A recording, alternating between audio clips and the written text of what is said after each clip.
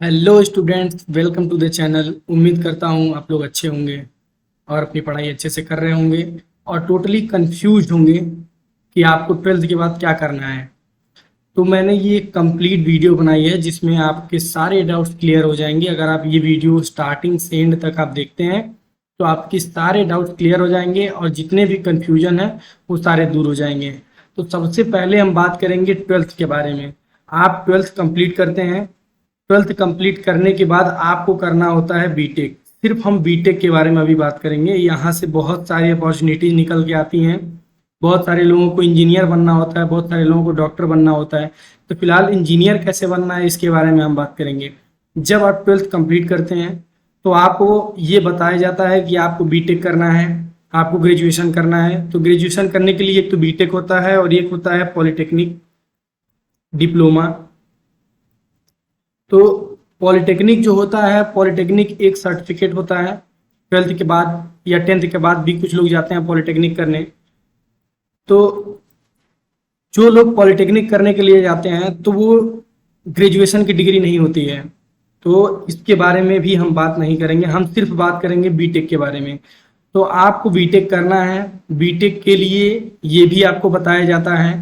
लोग इधर उधर से सर्च करते हैं, कोई यूट्यूब पे, कोई क्रोम पे, कोई गूगल पे सर्च करता है तो उसको ये पता चलता है कि बीटेक में एडमिशन लेने के लिए दो एंट्रेंस एग्जाम देने पड़ते हैं। सबसे पहला सीयूईटी और दूसरा जेई मेंस। तो लोग जेई मेंस की तैयारी भी करते हैं क्योंकि उन्हें आईआईटीज में जाना होता है। तो जेई मेंस देते हैं, फिर जेई मेंस के बाद जेई एडवांस आता है। इसमें दो पेपर होते हैं। मेंस के बाद जब एडवांस क्लियर कर लेते हैं तो यहाँ से आईआईटीज में जाने का सपना पूरा होता है, लोग आईआईटी में जाते हैं। तो ये जेई देने के बाद यहाँ से अगर जेई मेंस क्लियर हो गया है, जेई एडवांस क्लियर नहीं हुआ है, फिर भी लोगों को बीटेक करने का यहाँ पे ऑप्शन मिलता है। तो वो क्या करते हैं, जेई मेंस के स्कोर कार्ड पे जो कॉलेजेस होते हैं, अब इंडिया में तो बहुत सारे कॉलेजेस हैं, कुछ सेंट्रल लेवल पे हैं, स्टेट लेवल पे हैं और फिर कुछ प्राइवेट यूनिवर्सिटीज़ हैं। तो जेई मेंस के स्कोर कार्ड पे भी वो एडमिशन लेते हैं। और एक होता है जो सीयूईटी। तो सीयूईटी का जो एग्जाम होता है जो कि एनटीए कंडक्ट करवाती है। अभी हम सीयूईटी के बारे में बात करेंगे। अभी सिर्फ एक ऊपर ऊपर से ओवरव्यू ले लेते हैं कि हम सीयूईटी का एग्जाम जब दे देते हैं तो उसके बाद सीयूईटी का जो स्कोर कार्ड आता है, यहाँ से भी बहुत सारे ग्रेजुएशन के रास्ते मिल जाते हैं आपको। बीए करने के लिए, बीएससी करने के लिए, बीकॉम करने के लिए और फिर बीसीए करने के लिए बहुत सारे यहाँ पे रास्ते मिल जाते हैं। लेकिन आपको बनना इंजीनियर तो आप बीसीए भी कर सकते हैं, लेकिन हम तो बात करेंगे बीटेक के बारे में। तो यहाँ से बीटेक करने के लिए आपके पास दो ऑप्शन हो जाते हैं। सबसे पहला सीयूईटी का एग्जाम देना है आपको और दूसरा जो है जेई मेंस का एग्जाम देना है। तो जेई मेंस का एग्जाम और सीयूईटी का एग्जाम देने के बाद जब आपका स्कोर कार्ड आ जाता है तो स्कोर कार्ड लेके आप जाते हैं। आप फिजिकली तो नहीं जाना रहेगा, आप बस आपका स्कोर कार्ड आ जाएगा तो उसके बाद सीयूईटी का काम हो जाता है खत्म। उसके बाद आप अपने स्कोर कार्ड को लेके, जेई का स्कोर कार्ड और सीयूईटी का स्कोर कार्ड लेके बहुत सारे कॉलेजेस जो हैं, जैसे कि सेंट्रल लेवल पे हैं, कुछ ऑटोनॉमस हैं। ऑटोनॉमस मतलब क्या होता है कि जो कॉलेज अपना खुद का एग्जाम कंडक्ट करवाती है, उसका सेंटर कहीं नहीं जाता है या फिर वो किसी चीज़ से एफिलिएटेड नहीं रहता है, तो वो अपना खुद से सारा एग्जाम करवाता है। और जो एडमिशन उन्हें लेना रहता है, बच्चों को जो एडमिशन लेना रहता है अपने कॉलेज में, तो वो अपना एक फॉर्म निकलवाते हैं। आप अपना सीयूईटी का स्कोर कार्ड और जेई का स्कोर कार्ड लेके जाते हैं। ऑनलाइन ही लेके जाएंगे, अभी तो फिजिकल तो लेके जाएंगे नहीं, तो ऑनलाइन इस पे ले जाके वहाँ पे आप रजिस्ट्रेशन करेंगे। रजिस्ट्रेशन करने के बाद वो रैंक निकालते हैं। रैंक निकालने के बाद जिसकी रैंक ठीक ठाक अच्छी होती है उन पे एडमिशन हो जाती है। जिनकी रैंक थोड़ी नहीं अच्छी होती है तो उन पे एडमिशन नहीं हो पाता है, तो फिर वो उससे लो कॉलेज में देखते हैं। तो ये तो तरीका होता है कि सीयूईटी और जो जेई होता है ये सिर्फ और सिर्फ एक जरिया है बीटेक कॉलेज में एडमिशन लेने के लिए। सिर्फ एक एंट्रेंस एग्जाम जो कंडक्ट होता है, ये सिर्फ एंट्रेंस एग्जाम आपको पास करना होता है और अपने स्कोर कार्ड को लेके आपको तमाम कॉलेजों में जाके वहाँ पे रजिस्ट्रेशन करना होता है। जब रजिस्ट्रेशन कंप्लीट हो जाता है तो उसके बाद वहाँ पे जो आपका रैंक निकलता है उस रैंक के बेस पे आपका एडमिशन होता है। चलिए अब आगे हम बात करते हैं सीयूईटी के बारे में। बहुत सारे बच्चे ये हैं सीयूईटी का एग्जाम दिए हैं और जेई का एग्जाम दिए हैं। अभी मुझे बहुत सारे मैसेजेस आए, बहुत सारे बच्चे ऐसे हैं जो एकदम टोटली कंफ्यूज हैं कि उन्होंने तो एग्जाम तो दे दिया है लेकिन उसके बाद उन्हें क्या करना है। उन्हें कॉलेज के बारे में नहीं पता है, उन्हें ये नहीं पता है कि कैसे कहाँ जाके रजिस्ट्रेशन करें, कौन कौन से प्लेटफॉर्म है जहाँ से जाके हम एडमिशन ले सकते हैं। तो इसके बारे में हम बात करेंगे। तो सबसे पहली जो यूनिवर्सिटी है, एक होती है जेई मेंस के लिए, जेई वालों के लिए जोसा होता है, यहाँ पे हो जाता है। AKTU भी जेई मेंस के स्कोर कार्ड पे एडमिशन लेती है। और आपका ट्रिपल एम हो गया, ट्रिपल MUT, जो कि एक ऑटोनॉमस है, तो ये भी अपना रजिस्ट्रेशन फॉर्म खुद से निकलवाता है। यहाँ पे एडमिशन लेने के लिए आपको जाकर रजिस्ट्रेशन फॉर्म भरना पड़ेगा। ये कि HBTU है। अब यहाँ पे जेई मेंस की बात तो हो गई। यहाँ पे जेई मेंस का स्कोर कार्ड के थ्रू यहाँ पे आप रजिस्ट्रेशन करेंगे। रजिस्ट्रेशन करने के बाद ये अलग अलग यूनिवर्सिटी जो है इन पे आप रजिस्ट्रेशन करके उसके बाद आप काउंसलिंग में पार्टिसिपेट करेंगे, चॉइस फिलिंग करेंगे। चॉइस फिलिंग करने के बाद वहाँ पे जो आपको कॉलेज अलॉट होता है तो आप उसमें एडमिशन लेते हैं। आप अगर आपको कॉलेज अलॉट नहीं होता है तो आप सेकेंड राउंड में पार्टिसिपेट करते हैं, फिर थर्ड राउंड में पार्टिसिपेट करते हैं, फिर फोर्थ राउंड में पार्टिसिपेट करते हैं। तो ऐसे करके अलग अलग राउंड में पार्टिसिपेट करके आपको एडमिशन के चांसेस तमाम दिए जाते हैं। अगर उस पर भी नहीं हो पाता है तो एक सबसे आखिरी राउंड होता है स्पॉट राउंड। स्पॉट राउंड में जितनी भी सीटें बची रहती हैं, या कुछ बच्चे ऐसे होते हैं जिन पे फीस नहीं हो पाती है तो वो ड्रॉप कर देते हैं, वो छोड़ देते हैं, सीट मिलने के बाद भी वो छोड़ देते हैं। कुछ बच्चे ऐसे होते हैं जिन्हें कॉलेज समझ में नहीं आता है तो वो छोड़ देते हैं। तो कुछ सीटें वेकेंट रह जाती हैं, तो लास्ट में वो सीटें फिल करने के लिए स्पॉट राउंड निकाला जाता है। तो वहां से जेई मेंस के थ्रू स्पॉट राउंड में एडमिशन लिया जाता है। अभी ये जेई मेंस की बात हो गई। अब हम बात करेंगे CUET के बारे में। तो चलिए देखते हैं CUET का क्या है। अब हम आ चुके हैं CUET के बारे में। देखिए CUET जो होता है इसका फुल फॉर्म क्या होता है, कॉमन यूनिवर्सिटी एंट्रेंस टेस्ट। ये NTA कंडक्ट करवाती है, national test agency, conduct by NTA। अब इसमें क्या होता है, जब आप CUET का एंट्रेंस एग्जाम दे देते हैं तो एडमिशन कहाँ मिलता है, देखिए सेंट्रल में, स्टेट या प्राइवेट, इन तीन तरह की यूनिवर्सिटी में आपको एडमिशन मिल जाता है। और इसमें क्या बताया है कि UG एडमिशन में, यानी कि अंडर ग्रेजुएट एडमिशन का ये एक प्रोसेस होता है जहाँ पे आपको CUET का एग्जाम पास करना होता है। उसके बाद इसमें 300 प्लस कॉलेज जो होता है पार्टिसिपेट करते हैं हर साल। तो ये कॉलेजेस एडमिशन लेते हैं CUET के थ्रू। इसके पहले मैंने बताया जो जेई मेंस का भी सेम प्रोसेस है। उसका भी जो स्कोर कार्ड आता है सेम, उसमें भी अगर आपको IITs नहीं मिल पाता है, एडवांस आप क्रैक नहीं कर पाते हैं, तो आपको नॉर्मल कॉलेज में एडमिशन लेना पड़ेगा। वो भी नॉर्मल क्या, अच्छा ही कॉलेज रहता है, लेकिन ये है कि मेंस के स्कोर पे आपको बहुत सारे कॉलेजेस एडमिशन दे देते हैं बीटेक की। तो चलिए नेक्स्ट पेज पे चलते हैं। नेक्स्ट में हम देखेंगे CUET का एग्जाम कब कब होता है। तो CUET का एग्जाम पर ईयर एक बार होता है, हर साल में एक बार CUET का एग्जाम होता है। इसके लैंग्वेजेस होते हैं, इंग्लिश होता है, हिंदी, बंगाली, असम, उड़िया, इसमें तमाम लैंग्वेजेस में होते हैं। और इसमें इसका जो टेस्ट पैटर्न होता है, ऑब्जेक्टिव क्वेश्चंस होते हैं, मल्टीपल चॉइस क्वेश्चन होते हैं। जो आपने एग्जाम अभी दिया होगा तो आपको अच्छे से पता है, इसके बारे में हम ज़्यादा बात नहीं करेंगे, नेक्स्ट चलेंगे। इसकी डेट जो है इस बार 2025 की जो डेट थी वो ये डेट थी, इस डेट पे एडमिशन रजिस्ट्रेशन हुआ। उसके बाद एग्ज़ाम का जो भी एक्सपेक्टेड डेट था, ये हमारे द्वारा एक्सपेक्टेड डेट था, लेकिन जो एग्ज़ाम का एक्चुअल डेट था वो आपके इसको उसमें एडमिट कार्ड में दिखाया गया था, तो वहाँ से आपने जाके एग्ज़ाम दिया। चलिए इसके बारे में भी हम नहीं बात करेंगे, आगे चल के देखेंगे। कुछ चेंजेस थे CUET के बारे में। CUET के बारे में चेंजेस क्या थे कि जो पहले जो आपको सिलेक्ट करना होता था, सब्जेक्ट सिलेक्ट करना होता था, उसमें क्या होता था कि आपको 6 सब्जेक्ट सिलेक्ट करना है, लेकिन यहाँ पे अभी इस बार से सिर्फ 5 सब्जेक्ट आप सिलेक्ट कर सकते हैं। और उसके बाद यहाँ पे आप जो है 12th में जो सब्जेक्ट आप चूज करेंगे वो 12th में आप पढ़े होने चाहिए। और लेकिन चेंजेस में क्या हुआ है कि जो 12th से रिगार्डिंग सब्जेक्ट है वो आप चूज कर सकते हैं, उसमें सेम ही है, कुछ अलग नहीं है। और पहले होता था ड्यूरेशन जो होता था 45 से 60 सेकंड पर सब्जेक्ट का होता था। इस बार क्या दिया गया था कि आपका स्टैंडर्ड जो ड्यूरेशन है, जो टाइमिंग है, 60 मिनट पर सब्जेक्ट का दिया जाएगा।